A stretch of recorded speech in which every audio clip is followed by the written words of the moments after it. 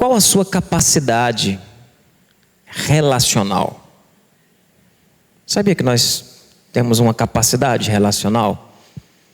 Uma inteligência relacional? Nas inteligências múltiplas tem as inteligências interpessoais, que fala da habilidade que algumas pessoas têm mais do que as outras, de uma inteligência específica de se relacionar. Qual é a sua capacidade relacional? Qual é a capacidade sua de se relacionar com pessoas, de conseguir se relacionar com as pessoas de uma forma saudável? Eu não vou dizer, eu ia usar a palavra plena, mas não é pleno, é saudável, satisfatória. Como é que está a sua capacidade de relacionamento?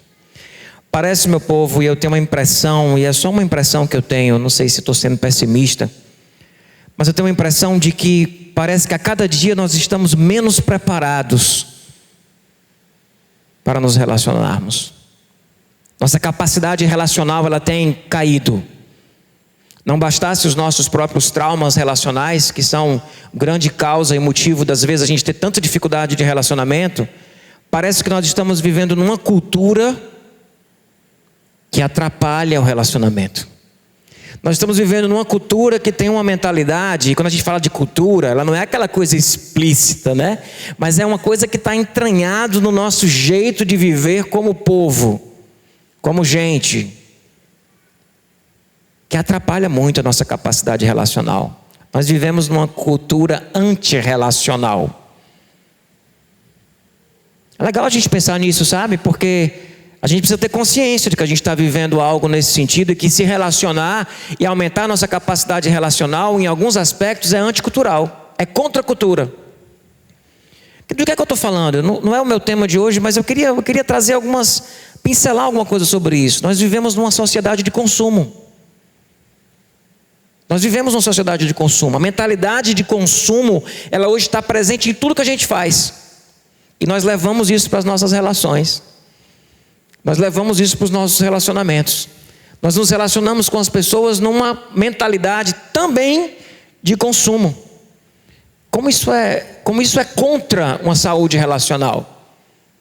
Uma mentalidade. Isso está presente em tudo, meu povo. A gente vive numa sociedade do consumo. Eu te chego a dizer que seria o Deus desse século. É a grande potestade. É o consumismo e o consumo como mentalidade de vida. A gente tem vivido isso. A gente vive também uma cultura que é instantânea, da instantaneidade. É tudo muito rápido. É a sociedade do miojo. E olha, miojo dura 3 minutos. Já é muito tempo. A gente vive uma sociedade onde tudo é muito rápido, tudo acontece muito rápido, que a felicidade vem rápido, que as coisas vêm tudo muito rápido. E relacionamento demora. É vagaroso. É moroso. É lesado. É lento. É lerdo. E nós vivemos nessa sociedade. Vivemos na sociedade da pornografia das redes sociais. O que é isso? Por que eu estou usando o termo pornografia?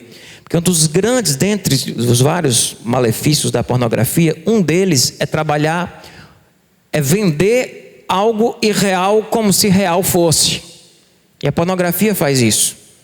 Porque a pornografia vende o sexo perfeito, o homem perfeito, a mulher perfeita, a luz perfeita. E na vida real, o sexo não é nada disso.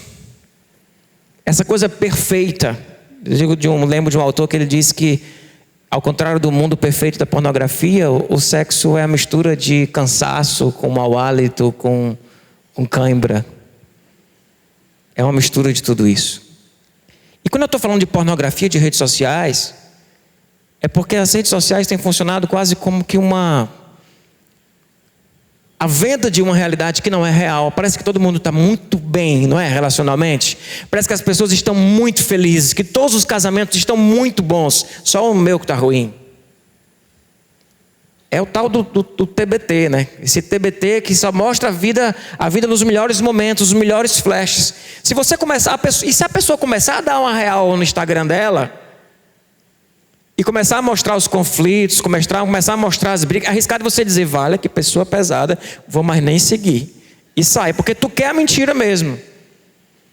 Tu quer ver coisa boa, tu quer ver todo mundo feliz. Só que isso vai produzindo na gente uma sensação de que a nossa vida não presta, a nossa relação não presta, e a gente precisa jogar ele fora.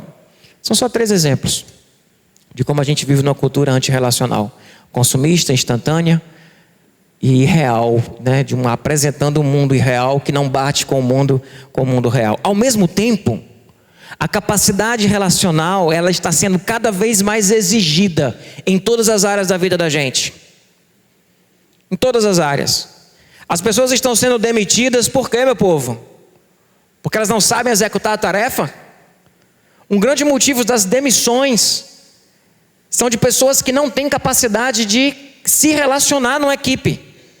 São essas pessoas que estão sendo demitidas. Elas não sabem interagir com o outro, elas não sabem ouvir, elas não sabem dar feedback, elas não sabem interagir com o diferente, elas não sabem respeitar o contraditório, elas não sabem crescer junto com o outro, não sabem viver complementaridade. Isso tudo é capacidade relacional.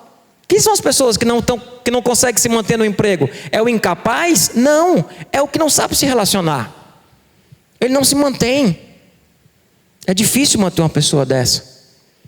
O que tem gerado as nossas separações? Senão a nossa falta de capacidade relacional. A gente não sabe mais ouvir. A gente não sabe mais falar. A gente não tem mais o tom certo de falar coisa.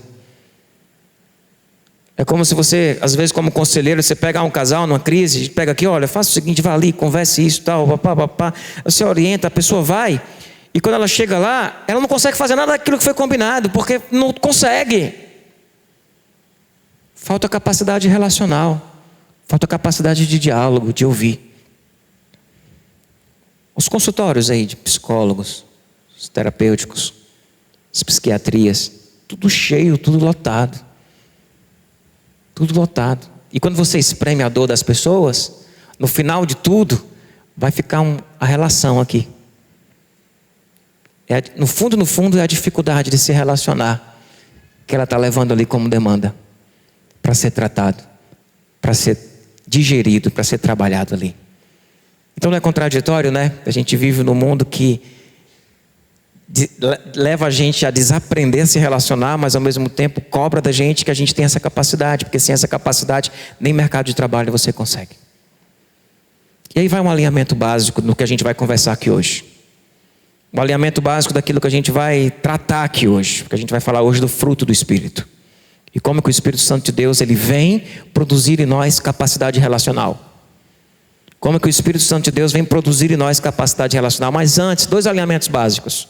Primeiro, você é difícil.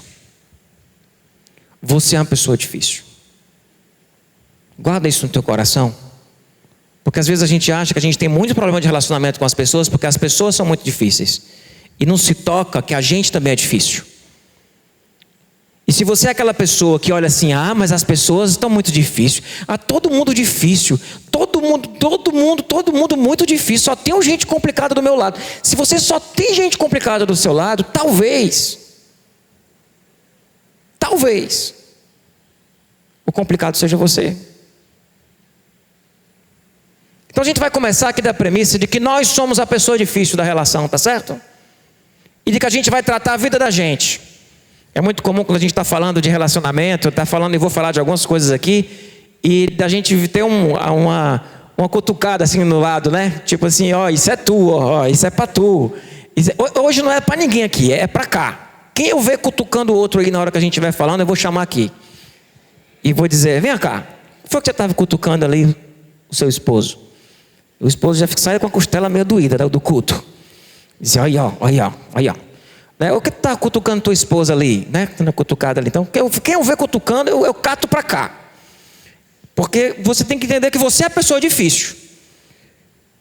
Você é uma pessoa difícil. Não é que você é a pessoa difícil. Você é uma pessoa difícil. Amém? Eita Deus. Tinha um amém sofrido. Tem uma galera que não conseguia falar, não. Esses são os mais difíceis. A galera não conseguiu dizer amém para isso, são os mais difíceis. Dizer, eu não sou difícil não. Olha o que Jesus disse, pessoal. Mateus 7, 3 e 5. Por que você repara o cisco que está no olho do seu irmão e não se dá conta da viga que está no seu próprio olho? Como você pode dizer ao seu irmão, deixe-me tirar o cisco do seu olho, quando há uma viga no seu? Hipócrita. Tire primeiro a viga do seu olho, e então você verá claramente para tirar o cisco do olho do seu irmão. Básico, né? Jesus é muito sábio e muito simples. Tira primeiro da tua. Então hoje a gente está ocupado em quê? Em tirar a viga que está no olho da gente. Você confiaria numa pessoa que não está enxergando direito para tirar um negócio dentro do teu olho? Já imaginou se eu chego assim sem enxergar direito, um negócio aqui no meu olho, aí diga assim, Rodrigo, vem cá, Rodrigo, tu vê um negócio aqui no teu olho, Rodrigo, encosta aqui, Rodrigo. E aí, Rodrigo, vem, deixa eu enfiar ele dentro do teu... Não, pastor, peraí, você não está conseguindo, tem uma viga aí no teu, não está nem conseguindo. Como é que tu vai tirar um negócio dentro do meu olho? É mais ou menos o que a gente está vivendo, dentro de casa, nos nossos relacionamentos. As pessoas com vigas nos seus olhos, querendo se meter para tirar o cisco no olho do outro, e o outro dizendo assim, não, Deus me livre de deixar você sem enxergar direito, que eu estou vendo que tem uma viga no teu olho, tu vai terminar de furar o meu olho. Então a gente vai combinar que você é a pessoa difícil, e que a gente vai tratar de cada um de nós, olhando para cada um de nós, tá certo? Então eu vou ouvir essa palavra entendendo que eu sou a pessoa difícil da minha casa. Eu sou uma pessoa difícil na minha casa. E você vai entender que você é uma pessoa difícil. E é sobre essa pessoa difícil que a gente vai tratar. Não são sobre as outras pessoas tão mais difíceis que você se relaciona, tá certo? Eu estou sendo irônico, vocês perceberam, né? Não é sobre essas outras pessoas tão mais difíceis que você. É sobre você. E segundo ponto de alinhamento é que Jesus será a nossa referência. Jesus é a nossa referência. E aí a gente começa a perceber como a gente é difícil mesmo, porque quando coloca Jesus como referência, é nele que a gente vai buscar.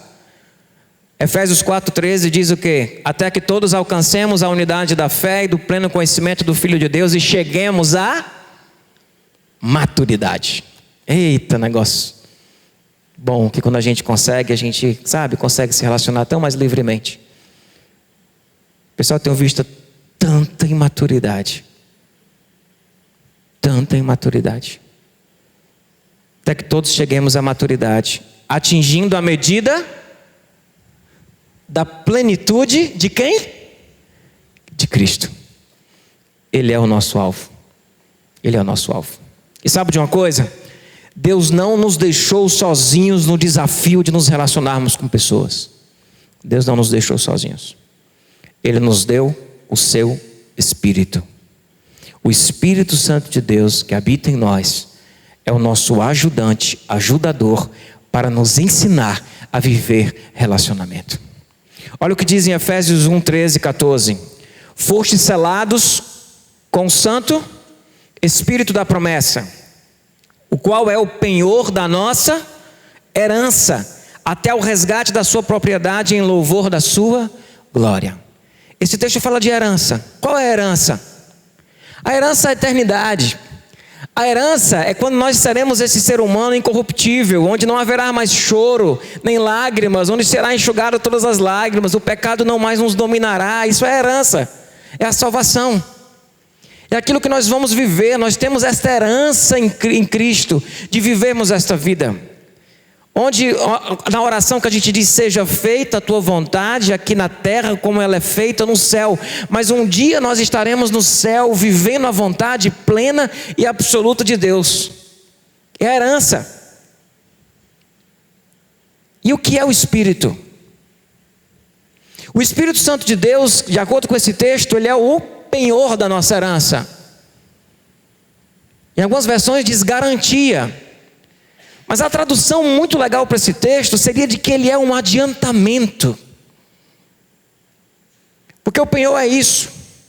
Eu te dou uma segurança, eu te dou um adiantamento do que você vai viver lá. Porque eu vou começar aqui agora já a fazer essa obra de transformação. E o que seremos no céu, nós já começaremos a desfrutar parcialmente, com esse adiantamento, com esse penhor do Espírito da promessa, que é dado a cada um de nós. Então o Espírito Santo vai produzir em nós vida e santidade. Ele vai produzir em nós muitas coisas que nós viveremos na sua plenitude no céu, mas ele já começa a produzir aqui. É por isso que a salvação ela é passado, presente e futuro. Porque nós fomos salvos quando Cristo morreu naquela cruz e entregamos a nossa vida a Ele. Nós seremos salvos no momento que nós estivermos indo para a glória, indo viver numa realidade totalmente diferente dessa. Mas ela também é presente. A palavra usa um verbo no sentido de que nós estamos sendo salvos. E o Espírito Santo foi aquele que Deus colocou dentro de nós para produzir em nós a vida, para restaurar, é aquilo que a gente chama de santificação, para restaurar esse ímago Dei adulterado, esse ímago Dei manchado. O Espírito está produzindo em nós, para que nós possamos restaurar, mesmo que minimamente, a nossa capacidade de viver relação, de se relacionar. É obra do Espírito Santo de Deus na vida da gente. Amém, meu povo? É obra do Espírito Santo de Deus na vida da gente. Tu sabe de uma coisa? Se a sua capacidade relacional está lá embaixo, eu digo a você que Deus te deu um Espírito dele presente no seu coração, com a missão de ser adiantamento da herança, com a missão de produzir vida no seu coração e de restaurar. E esse Espírito, ele vai produzir coisas tremendas no teu coração. E uma das coisas que ele vai produzir no coração de cada um de nós é algo que a Bíblia chama de fruto do Espírito. O que é o fruto do Espírito? São qualidades de caráter e do caráter de Cristo, que quando nós deixamos o Espírito Santo atuar na vida da gente, ele vai produzir este fruto do Espírito dentro do coração da gente, restaurando a nossa capacidade, ou aumentando a nossa capacidade relacional. Vamos ler esse texto? Lá em Gálatas 5, 19 a 23, ele diz: ora, as obras da carne, e a carne é tudo isso que, sabe, acontece sem a gente precisar fazer nenhuma força. A carne é tudo isso que tem a ver com separação. A carne é tudo isso que tem a ver com divisão.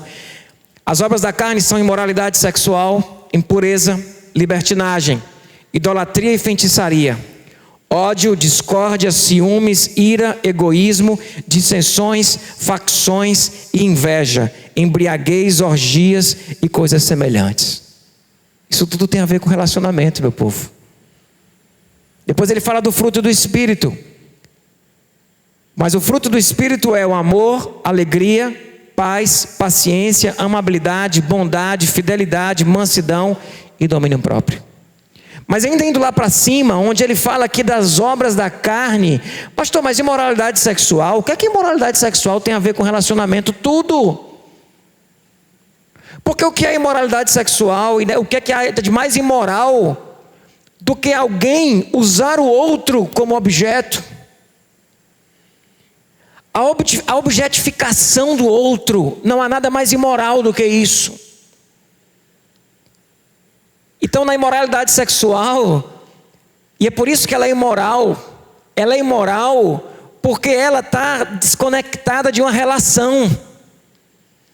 Ela não está celebrando o relacionamento. A imoralidade sexual, ela está usando o outro como objeto. E é isso que nós vivemos nas nossas relações. E isso é imoral. A gente fala aqui de idolatria. De que forma a idolatria tem a ver com os relacionamentos? Total. Idolatria tem a ver com relacionamento. Porque o que é idolatria? É eu ter um lugar no meu coração onde eu coloco Deus. E quando eu coloco pessoas ou coisas nesse lugar, eu adoeço quem se relaciona comigo.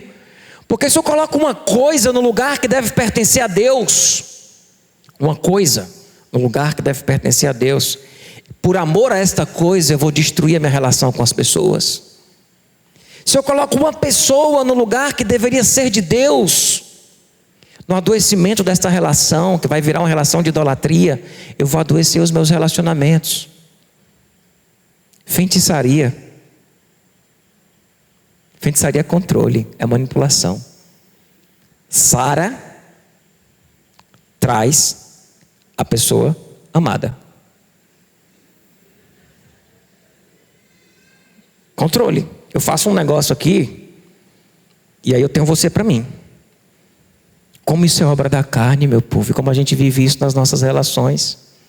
A gente manipula para ter controle sobre o outro, para manter o outro preso a gente, mesmo contra a sua vontade. A gente manipula a vontade do outro. Isso é problema de relacionamento. Ódio, precisa falar nada. Discórdia, precisa falar nada. E falando de discórdia, meu povo, deixa eu compartilhar um negócio com vocês. Um domingo desse, qualquer, de um ano qualquer, um voluntário do Ministério Infantil estava fazendo uma atividade com as crianças, de uma das crianças aqui da nossa igreja. Com as crianças da igreja. E aí colocaram uma fitinha assim na testa, uma fitinha na testa, que tinha uma palavra. E as outras crianças iam dar a dica para ela adivinhar a palavra. Legal, né? A palavra era cozinhar. E aí todo mundo começou a dar dica. O que é cozinhar? O que é cozinhar? O que é cozinhar? O que é cozinhar? Não. Dica. Aí o pessoal disse: é uma coisa que a criança não faz porque é perigoso. E a criança ficou pensando. Outra dica: os seus pais fazem muito em casa, mas você não pode fazer. Aí a criança: fala palavrão.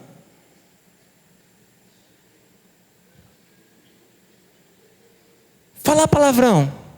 Não, falar palavrão não. Brigar.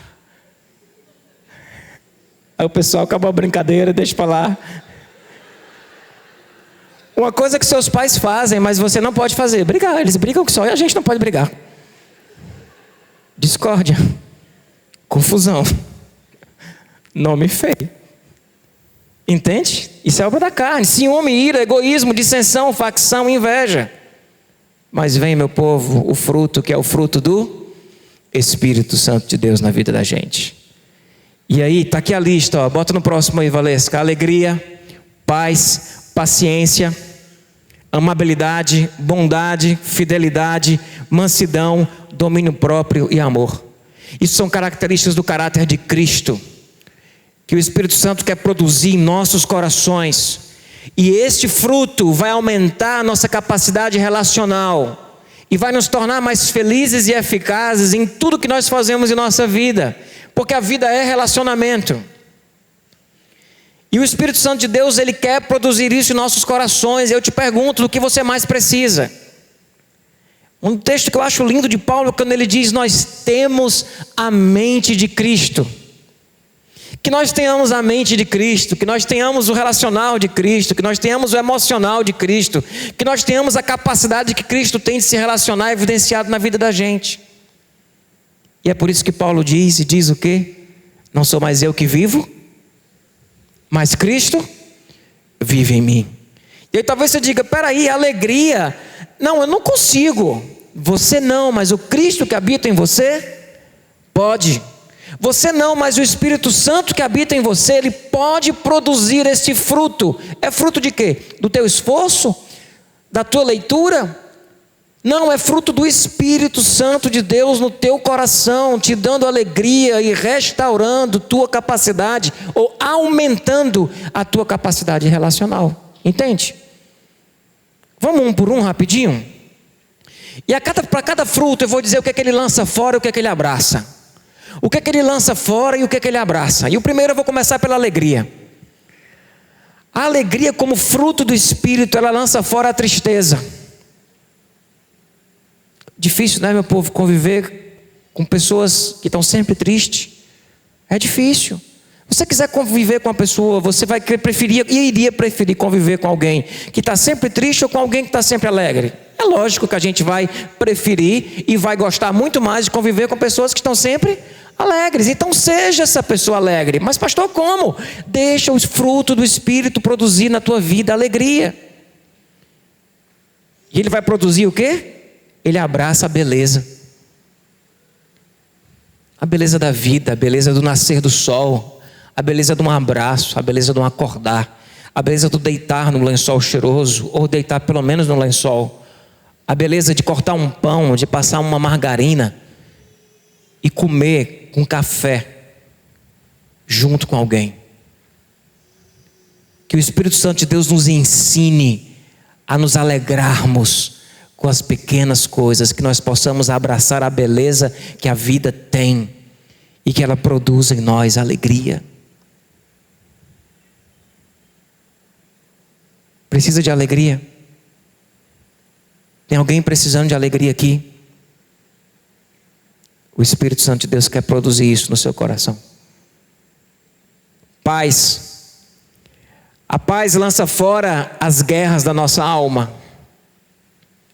Que a nossa alma, ela é bélica, ela está sempre brigando. E brigando com alguém, brigando com a notícia, brigando com o trânsito, brigando com a fila do supermercado. A gente cada vez mais está andando na rua e está vendo que o povo está em guerra o tempo todo. A violência está presente em todos os lugares, porque o coração dessas pessoas não estão em paz. E a paz vem lançar fora as guerras da nossa alma e vem abraçar a calmaria.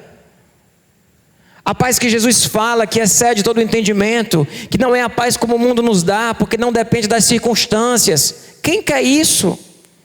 Eu lembro de uma pessoa que, quando eu era pastor, lá atrás,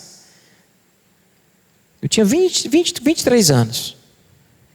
E ele se converteu, e eu lembro dele falando, ele disse, cara, como é que está aí a vida? Como é que está a vida com Deus e tudo? Ele disse, pastor, depois que eu tomei uma decisão de seguir a Cristo, os meus problemas aumentaram muito. Impressionante. Impressionante. Ele disse, mas pastor, hoje eu coloco minha cabeça no travesseiro e eu durmo. Paz. Que não vem das circunstâncias. Ela vem de algo produzido pelo Espírito no coração da gente. Você crê nisso? Você crê que o Espírito Santo é poderoso para produzir paz no teu coração? Que não vai ser você seguindo o passo, que você fazendo, sabe, o ritual de não sei o quê, de você fazendo. Não, é o Espírito Santo produzindo essa paz no teu coração, que Ele é poderoso para fazer isso. Paciência. Paciência tem a ver com longanimidade, longo ânimo. Longo ânimo. E a paciência, ela lança fora o imediatismo e o descartável das relações. A paciência nos dá paciência para que você, mesmo que demorando a entender, e eu consigo esperar você entender. Eu consigo esperar, eu tenho um longo ânimo para esperar as coisas acontecerem. É a longanimidade, que é traduzido por paciência. É longo ânimo. Como a gente é imediato e a gente não dá tempo para as pessoas crescerem, a gente não dá tempo para as pessoas digerirem o que está acontecendo, a gente quer aqui agora. E a paciência é fruto do Espírito. Fruto do Espírito. Para que você consiga esperar. Por isso que ela abraça o tempo e o esperar. E como é difícil abraçar o tempo e esperar numa sociedade que é instantânea, imediata. E isso buga as nossas relações, porque a relação exige tempo, exige espera. Cada um tem um time, cada um tem um tempo. Tem coisa que você vai entender, que o seu cônjuge vai entender daqui a 5 anos. Tem coisa que você vai enxergar e que o outro vai demorar muito tempo para enxergar. E a gente precisa de paciência para caminhar com pessoas que não enxergam ainda algumas coisas que são óbvias. A gente precisa de paciência, de longanimidade para esperar o tempo de cada um. O tempo do seu filho chegar onde ele vai chegar, que pode ser um lugar bem diferente daquilo que você pensou para ele. Mas ter paciência, porque os frutos eles demoram, ele não é rápido, e a gente não tem paciência, a gente atropela tudo na vida da gente, porque a gente não sabe esperar. A gente quer aqui agora, a gente quer instantâneo. Amabilidade em algumas versões, benignidade. A benignidade, ela é o sentimento de bondade.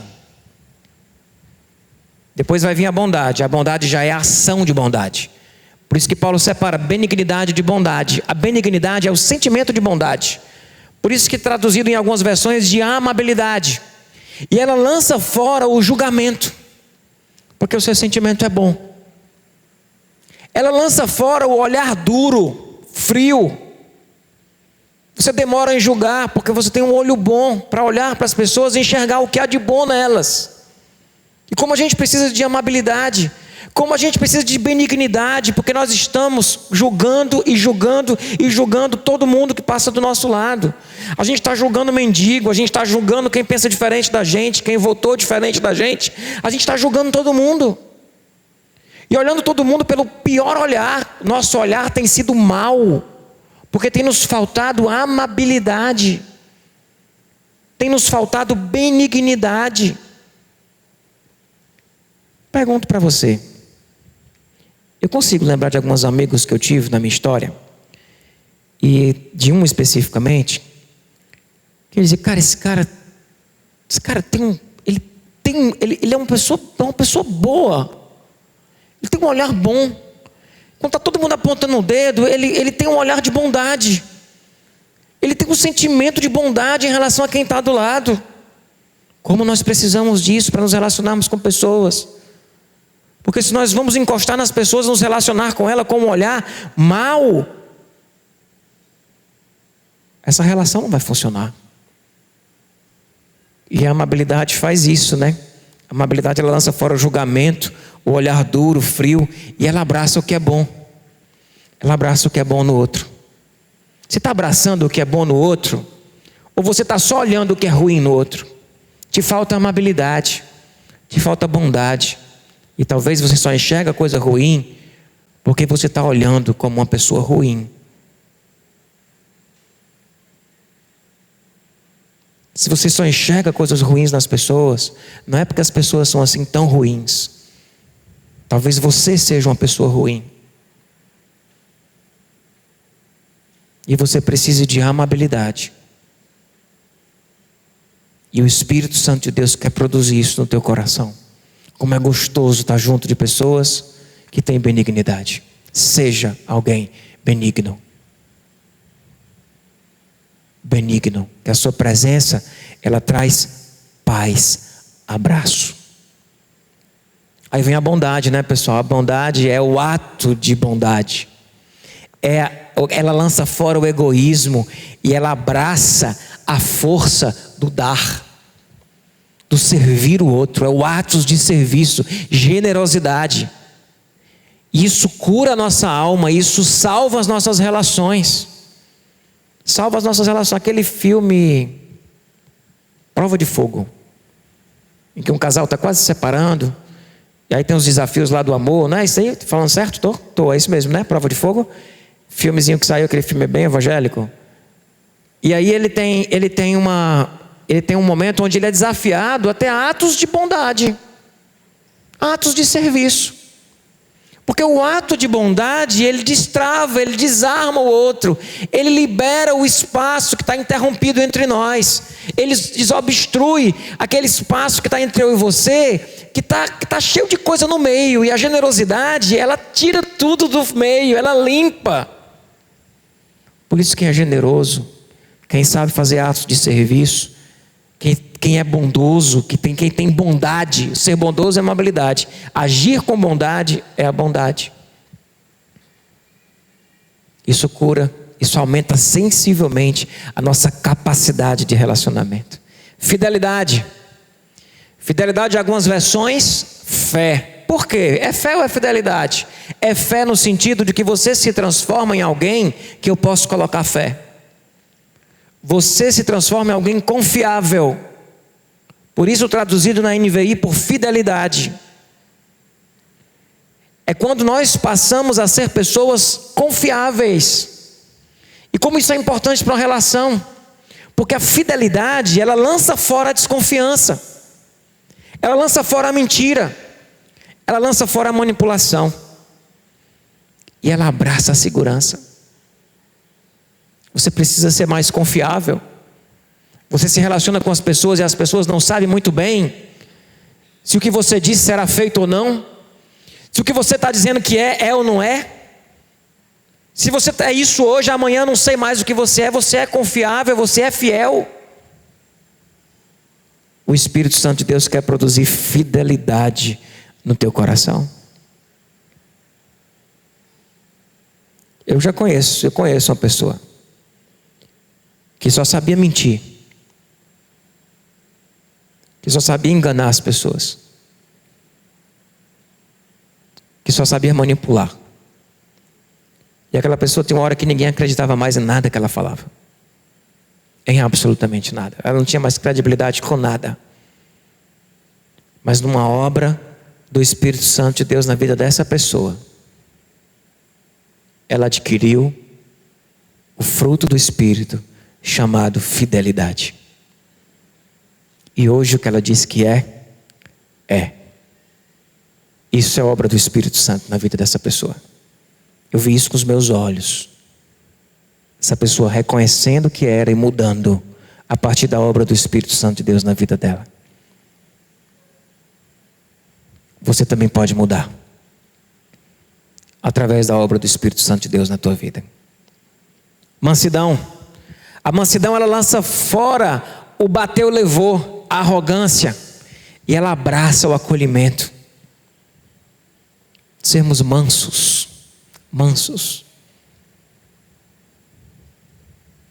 Tem gente que é manso e a gente confunde mansidão com ser apático ou com ser mole. Mas o manso, ele é uma característica que só os fortes podem ter. Ninguém diz que uma borboleta é mansa, porque ela não teria nem força para nos agredir. A gente não vai colocar ela na categoria do manso. Mas um cachorrão grande, o Beto, de repente a gente pode dizer, não, ele é manso, porque ele teria força para nos destruir. Um leão, a gente pode dizer, esse leão é manso, porque ele teria força para nos destruir, mas não nos destrói. Nós somos essas pessoas. Nós temos força para destruir quem está do nosso lado. E como temos, principalmente aquelas que são mais chegadas, nosso potencial de destruição é maior ainda. E a mansidão é a capacidade de não bater na mesma moeda, de não responder da mesma forma. Meu povo, eu já compartilhei para vocês aqui uma época, quando eu fazia a 8ª série, o bullying era um negócio institucionalizado na minha época, né? Tipo, era organizado, era crime organizado. E anualmente tinha um negócio de o mais chato, o mais feio, o mais gordo, aí tinha o mais bonito. Tinha uma lista que, tipo, a gente ia fazendo a eleição de quem era o mais o quê da sala. Eu fui eleito, na 8ª série, o mais ignorante da classe. Ignorante não é de não saber as coisas, não. É de grosso mesmo. Grosso. Uma resposta assim, sabe, na cara. Sabe, de não ter paciência com ninguém que falasse uma besteira, que falasse uma coisa errada, que falasse uma coisa que não faz sentido. Era o grosso, era o Lunguinha. O Lunguinha. Eu era grosso na fala e no diâmetro. Era um grosso. Hoje eu estou grosso só aqui. Mas é obra de Deus na minha vida. Quando eu fico imaginando que eu já fui eleito o mais ignorante da minha sala, e eu olho para o que Deus fez na minha vida nesse tempo, eu digo, Deus, isso é fruto do teu Espírito, a mansidão é um fruto do teu Espírito na minha vida. Porque eu não era assim. Foi o Senhor que me transformou assim. Isso foi obra do teu Espírito. Tem coisa que eu já sou de natureza, mas tem coisa que não é fácil. Depende da característica de cada um. Isso foi obra do Espírito Santo de Deus na minha vida. Eu tenho um jovem lá em casa, um adolescente, de 13 anos, que ele é muito implicante.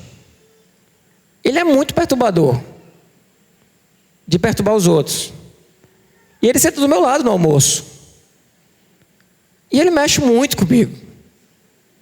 Ele é meu professor de paciência, ele. E ele fica, pai. Eu olho ele, pai. Aí eu estou na cozinha, ele passa e bate assim no joelho aqui atrás, assim, sabe? Eu já estou às vezes me vendo andando na cozinha assim, ó. Para não ter perigo de, se eu ficar assim, ele passar, ele faz assim, sabe? Chato, muito amado. Perturba. Aí eu fui naquela besteira, Davi, tu não vai conseguir me tirar do sério. Falei o nome, né? Todo mundo sabe quem é. Davi, tu não vai conseguir me tirar do sério, Davi. Eu estou aqui de boa, Davi. Eu estou aqui, ó. Zzz. Aí eu falei, só não mexo no meu óculos. Por que eu fui falar isso? Sabe aqueles negocinhos de prender batata palha? Quando uns pegadorzinhos, não é pegador de roupa não, é aqueles negócios mais chique. Mas bom pegador de roupa mesmo, né? Aí ele fica pendurando aqui no meu óculos. Eu estou almoçando, cada vez meu óculos está assim. Disse aí meu professor de paciência. Aí eu disse, macho, vai fazer ali com a tua mãe, vai. Ele, não, dá certo não. Faz ali com a tua mãe, bichão, faz, vai ali. Ele, não dá certo não. Ele disse, mas por que tu faz comigo? Tu me acha paciente, Davi? Tu é um monge. Acho que ele fica assim, tentando me tirar do sério, sabe? Aí tem hora que eu estou assim, nos dias mais complicados, ele Davi, hoje não.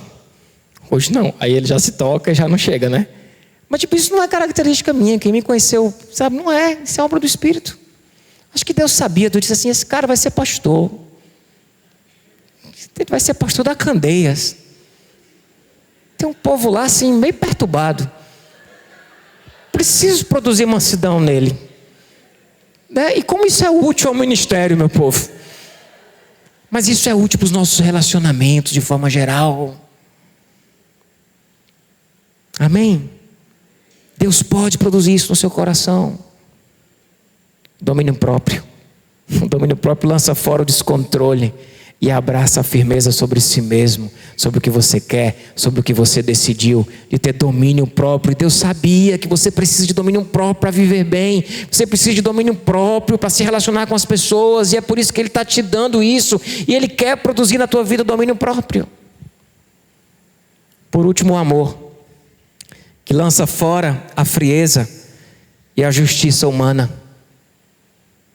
e abraça o imperfeito, o inacabado, e abraça com muita graça. Esse amor que é o vínculo da perfeição, segundo Paulo, que é a partir dele que nós vivemos e fazemos tudo o que nós precisamos. Amor, a base de tudo, por isso deixei por último. O Espírito Santo de Deus quer produzir isso no seu coração. Olha isso, coloca a lista lá, está aí já, né?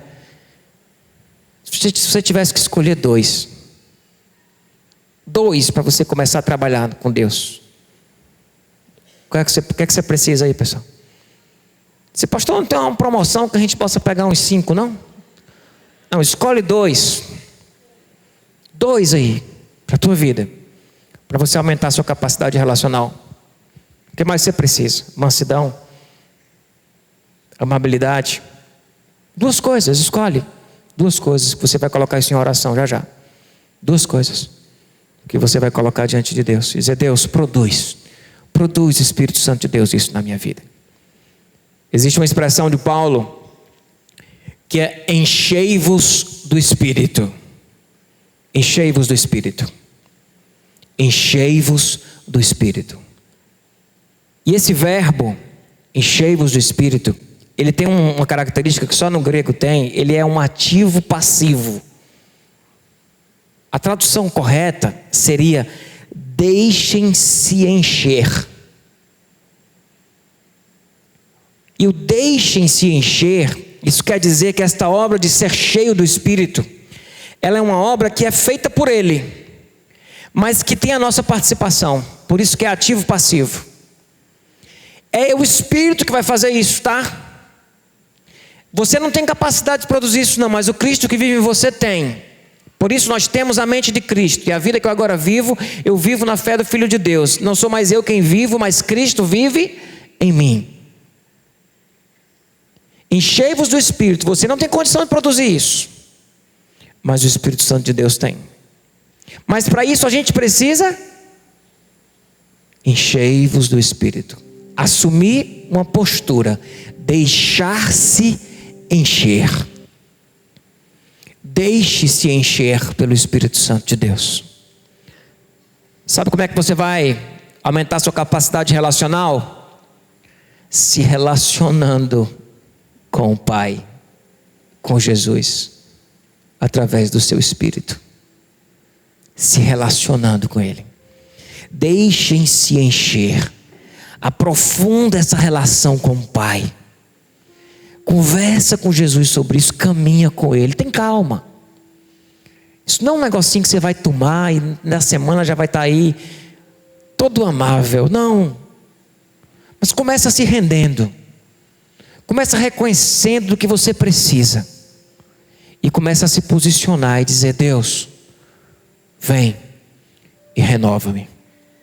Essa música que a gente vai cantar, ela é uma oração. E esta oração que vai ser cantada, ela ilustra o que seria essa postura de deixar-se encher. O cântico vai ajudar a gente a fazer esse movimento agora. Mas não é o que você vai fazer agora, entende? É no dia a dia, é na vida com Deus. Enchei-vos do Espírito. E o Espírito Santo de Deus, Ele vai produzir na tua vida, no teu coração, Ele vai produzir aquilo que você precisa para aumentar a tua capacidade relacional. Amém?